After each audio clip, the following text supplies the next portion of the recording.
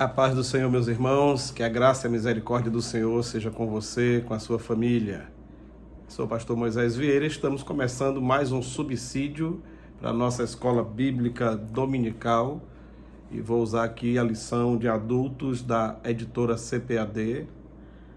Este já é o quarto trimestre de 2022, o quarto trimestre de 2022. E o tema de capa deste trimestre é este aí, ó.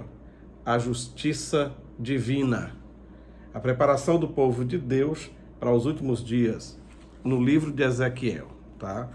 Livro de Ezequiel. A lição, ela é, digamos assim, tirada do livro. O comentador da lição é o Ezequiel Soares, pastor Ezequiel Soares, e o livro que, digamos assim, é o livro que respalda, o livro que acompanha e que você que é professor de escola dominical, que é aluno e que quiser se inteirar de mais coisas que não tem aqui, de mais assuntos e informações que não tem na revista, por ela ser resumida, você encontra no livro de apoio, que é de autoria do mesmo, pastor Ezequiel Soares, e a sua filha Daniele Soares, tá? Muito bem. E neste quarto trimestre e último, vemos aqui um livro apocalíptico do Antigo Testamento. Não é apenas ele, Daniel também, mas Ezequiel primeiro, né? E nesta primeira lição nós vamos estudar sobre Ezequiel, o atalaia de Deus. Ezequiel, o atalaia de Deus. Muito bem.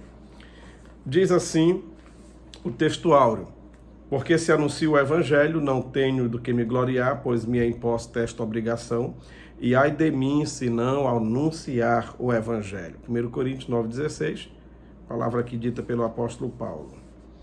A verdade prática, além de guardar e cuidar, a missão do atalaia é anunciar tanto o julgamento divino como as boas novas. Ok? Muito bem, a leitura bíblica em classe desta lição encontra-se em Ezequiel 3, 16 a 21 e depois finalizando com o versículo 27. Está escrito assim: E sucedeu que ao fim de 7 dias veio a palavra do Senhor a mim, dizendo: Filho do homem, eu te dei por atalaia sobre a casa de Israel. E tu, da minha boca, ouvirás as palavras e as avisarás da minha parte. Quando eu disser ao ímpio, certamente morrerás, não avisando tu, não falando para o avisar o ímpio acerca do seu caminho ímpio, para salvar a sua vida, aquele ímpio morrerá na sua maldade, mas o sangue da tua mão o requererei. Mas se avisares o ímpio e ele não se converter da sua impiedade e do seu caminho ímpio, ele morrerá na sua maldade, mas tu livraste a tua alma. Semelhantemente, quando o justo se desviar da sua justiça e fizer maldade, e eu puser diante dele um tropeço, ele morrerá, porque não avisando tu, no seu pecado morrerá, e suas justiças que praticara não virão em memória, mas o seu sangue da tua mão requererei. Mas, avisando tu o justo, para que o justo não peque, e ele não pecar, certamente viverá, porque foi avisado, e tu livraste a tua alma. Mas quando eu falar contigo, abrirei a tua boca, e lhes dirás: assim diz o Senhor. Quem ouvir, ouça, e quem deixar de ouvir, deixe, porque casa rebelde são eles. Muito bem. Então aqui o livro de Ezequiel apresenta muitos pontos valorosos para a edificação da Igreja de Cristo. A palavra-chave desta lição de hoje é exatamente a palavra atalaia, tá? A introdução diz: as 3 lições do presente trimestre foram selecionadas do livro do profeta Ezequiel, porque é importante o estudo do livro hoje. Primeiro, porque desde o primeiro capítulo até o último ele nos leva a refletir a respeito da soberania de Deus em nossas vidas e na vida das nações. E segundo, porque o livro nos leva a uma avaliação contínua sobre o nosso relacionamento com Deus. Falando um pouquinho do livro de Ezequiel, o livro antecipa a tradição apocalíptica das Escrituras e pode ser dividido em 3 partes principais. A primeira é os capítulos 1 a 24, a segunda, capítulos 25 a 32, e a terceira, capítulos 33 até o 48. A primeira parte do livro vai tratar de profecias entregues ao profeta antes da destruição do templo. ou seja, ele já estava lá, ele já estava na Babilônia, mas o templo em Jerusalém ainda não tinha sido destruído. A segunda parte do livro, tá? Depois dos pronunciamentos de juízo contra Judá e Israel, os oráculos divinos são direcionados contra as nações ali vizinhas, naquela região. Amon, Moabe, Edom, Filístia, Tiro, Sidom e Egito. Tá ok? Só para dar uma atualizadazinha, a Filístia hoje chama-se faixa de Gaza. Tá? Tiro e Sidom fica ali no Líbano, ao norte de Israel. O Egito continua se chamando Egito, Amon, Moabe e Edom, essas nações não existem mais, ficaram ali dentro mesmo daquela região entre Israel e Egito, por ali não existem mais essas nações, não existem, tá? E a terceira parte do livro começa com a notícia da queda de Jerusalém, tá ok?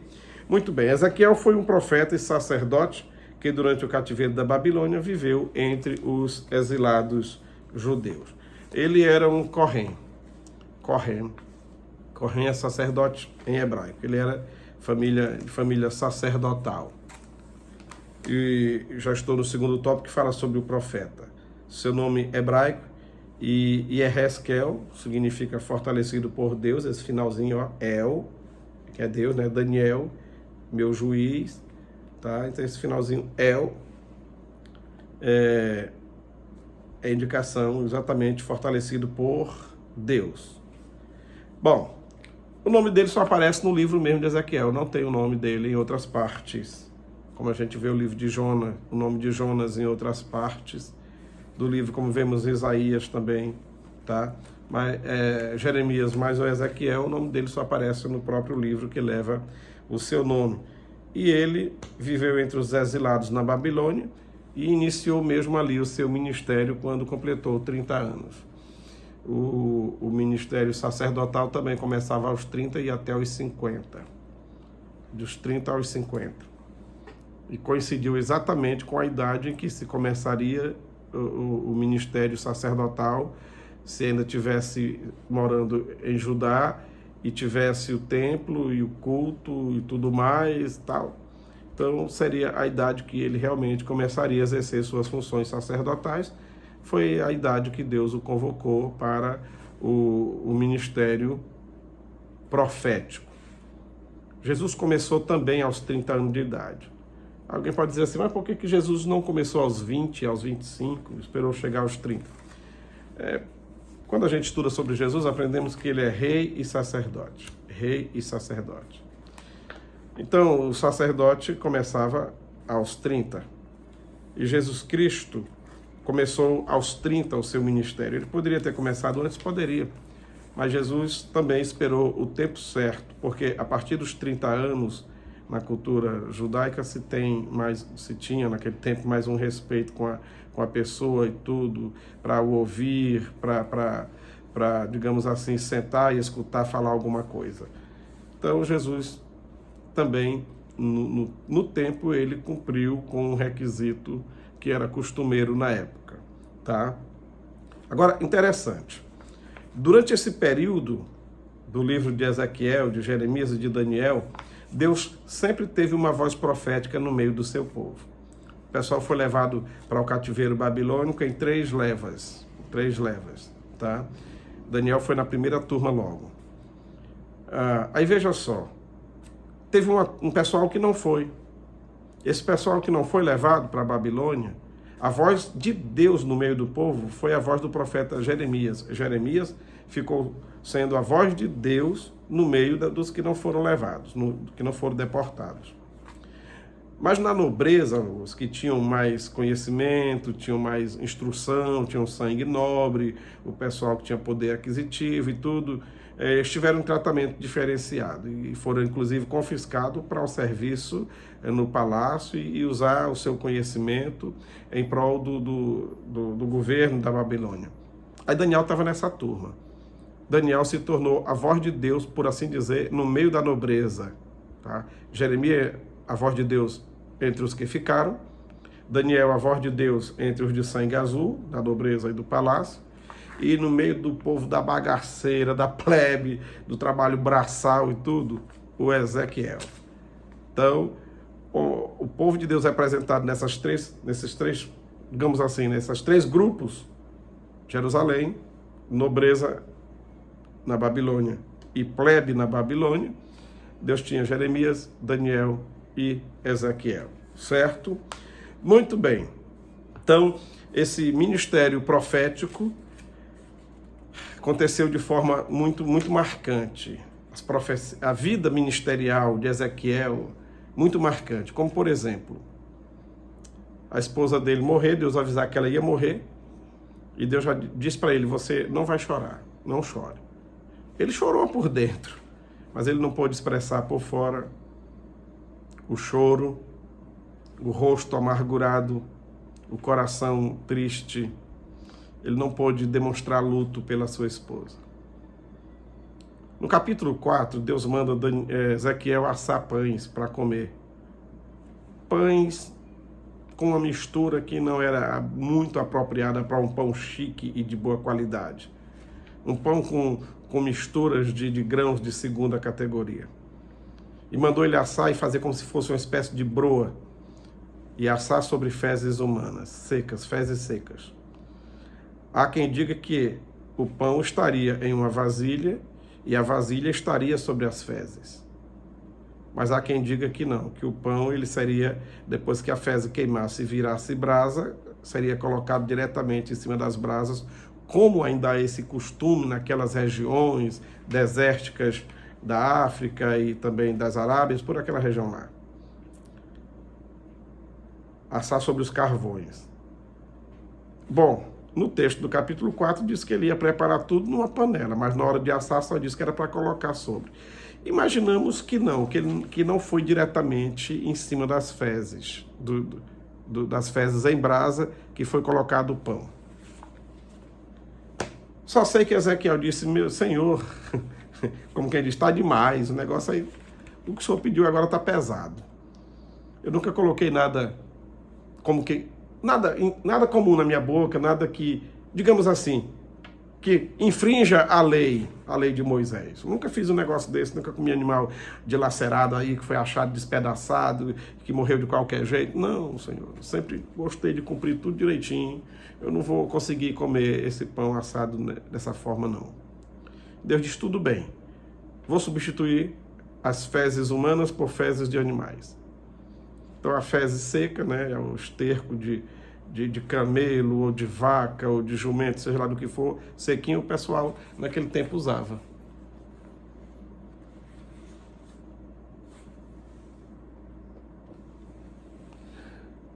O pessoal usava naquele tempo as fezes secas para usar exatamente como combustível. E Deus disse para Ezequiel fazer o mesmo. Se foi diretamente em cima das brasas do esterco ou uma vasilha, de certa forma pegaria um cheiro, um gosto, mudaria alguma coisa e não seria agradável de jeito nenhum. Essa era uma forma de o profeta profetizar, mostrando para o povo de alguma forma a situação que eles iriam ficar.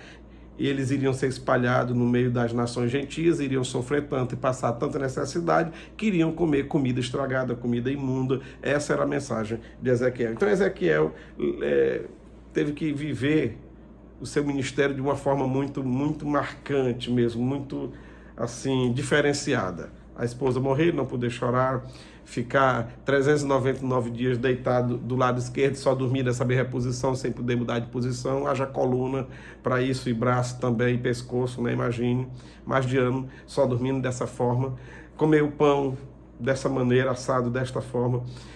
Ele tinha que vivenciar a profecia e não somente falar a profecia. Graças a Deus que acabou o ministério profético, é igual os da antiga aliança, né? Só foi até João Batista, hoje é dono de profecia e a coisa melhorou. E ele tinha que avisar para o povo o que iria acontecer. Ele não podia abrir mão de avisar. Se Deus dissesse, vá lá e diga, ele tinha que ir falar. tá? Assim diz o Senhor, etc e tal. E quando Deus se dirigia a ele chamava de filho do homem. Então essa era a sua identificação profética. Filho do homem, Ezequiel é o seu nome, mas a sua identificação como profeta, e para falar como profeta, Deus se dirigia a ele chamando de filho do homem. Deus disse que ele era um atalaia. O atalaia era aquela pessoa que nos acampamentos do exército ficava em algum lugar, em cima de uma rocha, em cima de uma árvore, vigiando se vinha inimigo. Se fosse exatamente na cidade, ficava nos muros, nas guritas, de noite, para observar se tinha algum inimigo, se tinha ataque. Então, o atalaia, ele não podia dormir em serviço. Se dormisse, sofreria severas punições. E se durante o momento de um ataque, da invasão de um inimigo, quando o atalaia despertasse, visse que o inimigo já estava assaltando os muros e não desse mais tempo de avisar e todo mundo se preparar, se por acaso a cidade conseguisse se defender, mesmo se defendendo do invasor, aquele atalaia depois sofreria o dano por não ter avisado em tempo, pagando com a própria vida. Então, ser um atalaia era uma função de grande responsabilidade. E hoje, da mesma forma como atalaias de Deus, pregadores do Evangelho que devemos anunciar, é uma grande responsabilidade, por isso que diz o texto áureo, o apóstolo Paulo, falando exatamente isto. Porque se anuncio o Evangelho, não tenho do que me gloriar, pois me é imposta essa obrigação, e ai de mim se não pregar o Evangelho, se não anunciar o Evangelho. Você e eu, como professores de escola dominical, alunos, crentes em Cristo, pregadores do Evangelho, nos imposta essa obrigação. Nós somos os atuais atalaias e Deus cobra de nós o nosso papel e a nossa responsabilidade de anunciar para os pecadores, quer ouçam, quer deixem de ouvir, que só Jesus é o caminho, que só Ele é a verdade e que só Ele é a vida. Essa é a nossa grande responsabilidade. Avisar o pecador, mas também avisar os que estão na igreja dos seus erros, para que permaneça fiel à palavra de Deus, fiel a Deus. É nosso dever cuidar uns dos outros na igreja, certo? O nosso compromisso diante de Deus é pregar o Evangelho e não converter as pessoas, pois quem convence é o Espírito Santo. Ezequiel levava a mensagem. Assim diz o Senhor. Se eles quisessem ouvir ou não quisessem ouvir, ele entregava a mensagem. Então nós somos os atalaias para levar a mensagem. Se as pessoas fizerem o vídeo de mercador e não quiser obedecer, aí é um problema deles com Deus. Porém, se obedecer, nós salvamos aquela vida, ganhamos para o Senhor. Agora, a gente vendo o pecador, tendo a oportunidade de não falar, aí Deus cobra de mim, cobra de você, cobra de nós, tá? Então, que nós sejamos esses verdadeiros atalaias de Deus nesses últimos dias, levando o ID de Jesus e anunciando o Evangelho da salvação. Que Deus abençoe a todos. Esse foi o nosso primeiro subsídio. Espero você no nosso próximo vídeo de subsídio para a escola dominical. Um abraço, fique com Deus, uma ótima aula para todos, em nome de Jesus.